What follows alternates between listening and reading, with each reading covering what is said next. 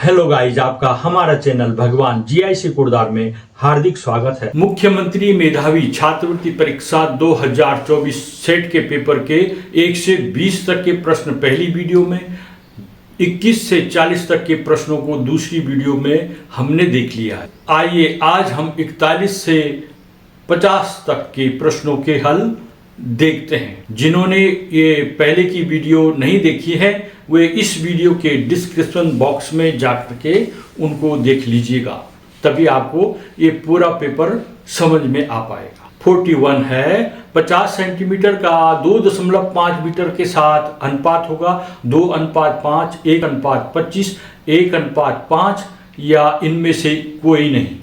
यहाँ पर दोनों मापों को पहले सेंटीमीटर में बदलना है। 50 सेंटीमीटर पहले से ही सेंटीमीटर में है तो इसे वैसे ही रखते हैं। 2.5 मीटर को सेंटीमीटर में बदलने के लिए इसे 100 से गुणा करते हैं, क्योंकि 1 मीटर बराबर 100 सेंटीमीटर होता है। 2.5 सेंटीमीटर बराबर हो जाएगा 250 सेंटीमीटर। अब हमारे पास दोनों माप समान है, 50 सेंटीमीटर और 250 सेंटीमीटर। इन दोनों में इनको अनुपात कर दीजिए 50:250। 50 का दोनों में भाग देंगे, 50 से कम 50 और 50 पंजे 250, तो 1:5 इसका आंसर आता है। 42 दो क्रमागत सम संख्याओं का मासा यानी HCF होगा 1, 4, 3 या 2। हल करेंगे इसके पहले समझते हैं। दो क्रमागत सम संख्याओं के महत्तम समापवर्तक को समझेंगे। उदाहरण के लिए हम दो क्रमागत सम संख्याएं 10 और 12 को लेते हैं। दोनों संख्याओं के गुणनखंड निकालेंगे। 10 के गुणनखंड 10 में किस किस का भाग चला जाता है? 1 का जाता है, 2 का जाता है, 5 का जाता है और 10 का जाता है। 12 के गुणनखंड 12 में 1 का भी जाता है, 2 का, 3 चौको 12, 4 का, 6 का और 12 का। इस तरह से हमने इनके गुणनखंड लिख दिए। इसमें कॉमन फैक्टर क्या है? इसमें कॉमन फैक्टर है 1 और 2। सबसे बड़ा गुणनखंड कौन है जो कॉमन है? वह है 2। यही दोनों संख्याओं का HCF होगा। नोट करने की बातें हैं, दो क्रमागत सम संख्याओं का HCF हमेशा 2 होगा, क्योंकि सम संख्याओं में कम से कम 1 2 का गुणक अवश्य होता है और क्रमागत सम संख्याएं निकट हैं और 2 के अलावा अन्य कोई उसमें साझा गुणनखंड नहीं है। क्वेश्चन नंबर 43 99 का स्क्वायर तथा 100 का स्क्वायर के बीच में कुल कितनी संख्याएं होंगी? उन संख्याओं को हमने बताना है। 190, 204, 200 या 198। 99 का स्क्वायर होता है, 99 को 99 से गुणा करेंगे तो 9801 होता है। 100 का स्क्वायर 100 का 100 से गुणा करेंगे 10,000 होगा। अब 9801 और 10,000 के बीच की कुल संख्याएं होंगी। 10,000 में से अगर हम 9801 घटा दें और फिर उसमें से 1 घटा दें तो संख्याएं आती है 198। तो 99 का स्क्वायर और 100 के स्क्वायर के बीच में कुल 198 संख्याएं होंगी। हमें यह पता करना है कि 9801 और 10,000 के बीच कुल कितनी पूर्णांक संख्याएं हैं।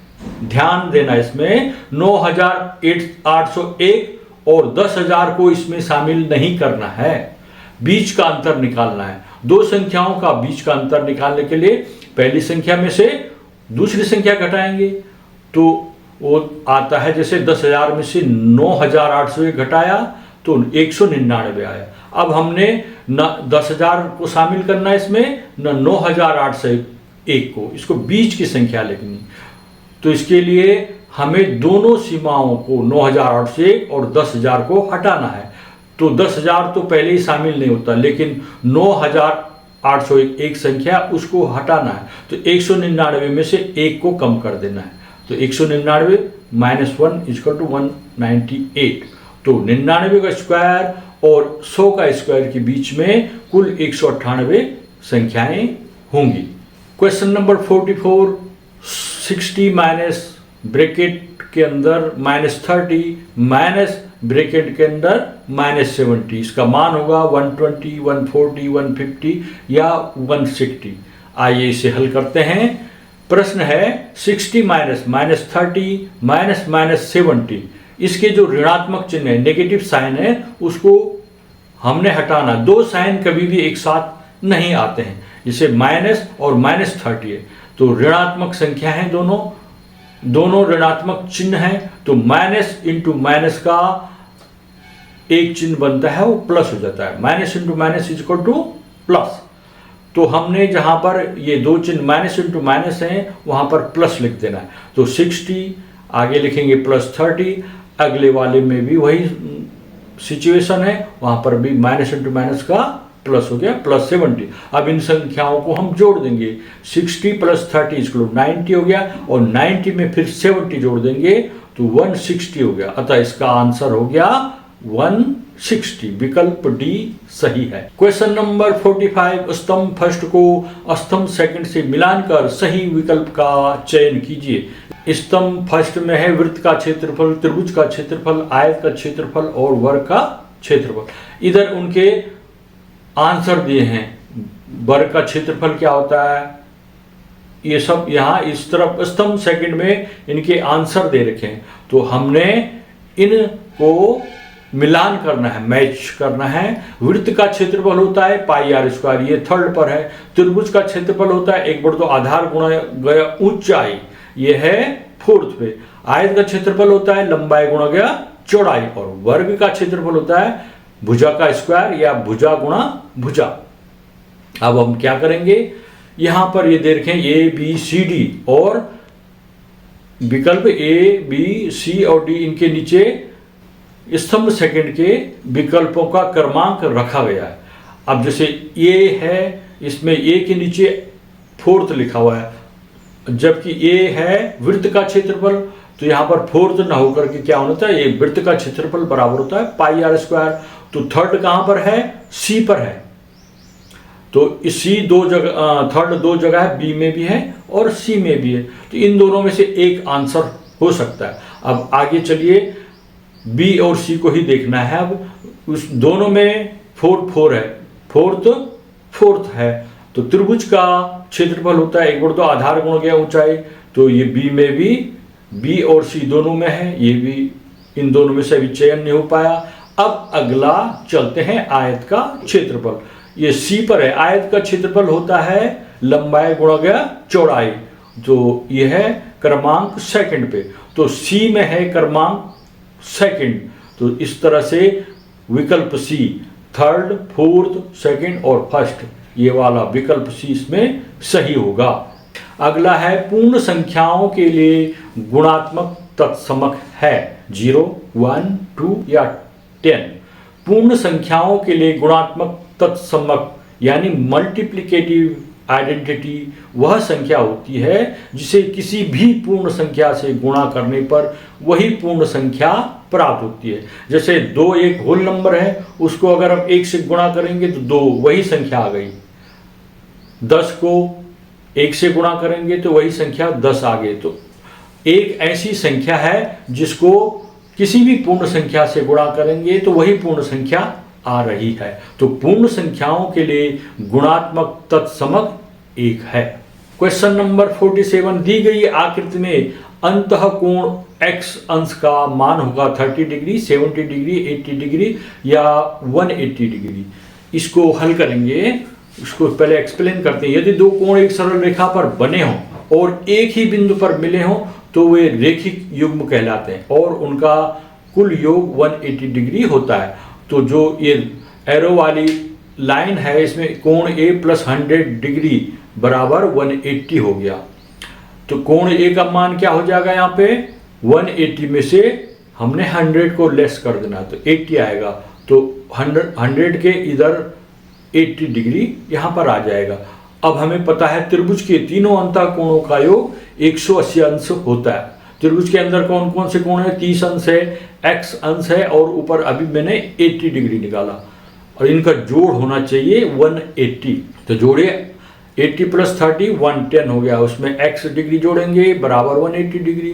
तो x बराबर क्या हो जाएगा, 180 डिग्री में से 110 डिग्री घटा देंगे तो आ जाएगा 70 डिग्री। तो x अंश का मान होगा 70, x इस कोण का मान होगा 70 अंश। नेक्स्ट क्वेश्चन 48, व्यंजक 12x² minus 15xy² plus 7y² में y² के गुणांक हैं 12x² माइनस 15x या 7 या माइनस 15x या 7, 12, 15 या 7 या 22।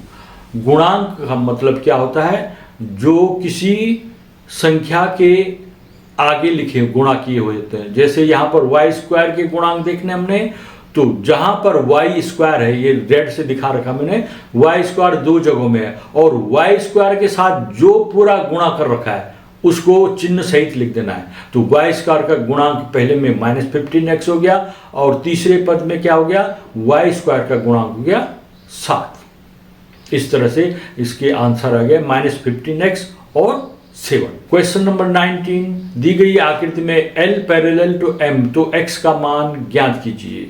इसको A है 80 डिग्री या B 70 डिग्री, C 90 डिग्री और D 100 डिग्री। कौन आंसर सही होगा? इसको एक्सप्लेन करते पहले, दी गई आकृति में अंतःकोण x डिग्री का मान होगा, यहां पर आंसर आएगा 100 डिग्री। कैसे करके? 100 डिग्री वह जो यहां पर x लिखा हुआ आपस में संगत कोण है। अब संगत कोण क्या हुआ? यदि दो समांतर रेखाओं को एक तिर्यक रेखा ट्रांसवर्सल लाइन काटती है तो उसके द्वारा बनाए गए संगत कोण आपस में बराबर होते हैं। संगत कोण, यह संगत कोण प्रमेय पर आधारित है जो कहता है कि यदि दो समांतर रेखाएं किसी तिर्यक रेखा से कटती है तो समान स्थिति में बने कोण, जिन्हें संगत कोण कहते हैं, बराबर होते हैं। तो यहाँ पर x का मान 100 डिग्री आ रहा है। आंसर है विकल्प डी। क्वेश्चन नंबर 50, यदि एक वृत्ताकार बगीचे की परिधि 31.4 सेंटीमीटर हो तो बगीचे का क्षेत्रफल ज्ञात कीजिए। ये है 78.5 सेंटीमीटर स्क्वायर या 100 सेंटीमीटर स्क्वायर या 102.5 सेंटीमीटर स्क्वायर या 314 सेंटीमीटर स्क्वायर। वृत्ताकार बगीचा है, वृत्ताकार बगीचे का अर्थात वृत्त की परिधि होगी 2πr, ये फॉर्मूला होता है। तो यहाँ पर परिधि दे रखिए 31.4 सेंटीमीटर, तो वो बराबर हो जाएगा 2πr से। तो 2 × 3.14 × r, इससे हम r की वैल्यू ज्ञात करेंगे। तो 31.4 इधर है तो उसको अंश में रखेंगे और r के साथ जो मल्टीप्लाई है वो सबको डिवाइड में चले जाएगा। इस तरह से 31.4 को 3.14 से डिवाइड करेंगे तो 10 आता है। 10 में 2 का भाग देना है, यानी डिवाइड करना है 2 से 10 को, तो 5 आता है। r आ गया, यानी त्रिज्या आ गई 5 सेंटीमीटर। तो वृत्ताकार बगीचे का क्षेत्रफल, जो वृत्त का क्षेत्रफल होता है, πr²। तो पाई की जगह 3.14 लिख देना है और r यहाँ पर 5 है तो 5 का स्क्वायर हो जाएगा। तो 3.14 × 25 गुणा करो, 25 चक्कू 100 को 0, 25 से कम 25 और 10, 35 को 5 और 25 75 और 75 में 3 जोड़ दो 78 हो गया। तो 78.5 सेंटीमीटर स्क्वायर इसका क्षेत्रफल होगा। प्यारे बच्चों, प्लीज़ कमेंट और लाइक भी कीजिएगा ताकि इससे ये पता रहे कि हमारा और आपका इंटरेक्शन हो रहा है, तभी वीडियो बनाने में उत्साह आएगा। जब कोई नहीं देखेगा तो कौन वीडियो बनाए? इसलिए जब देखने वाले होंगे तो वीडियो बनाने वाले भी होंगे और उत्साह से वीडियो बनाएंगे। Thank you.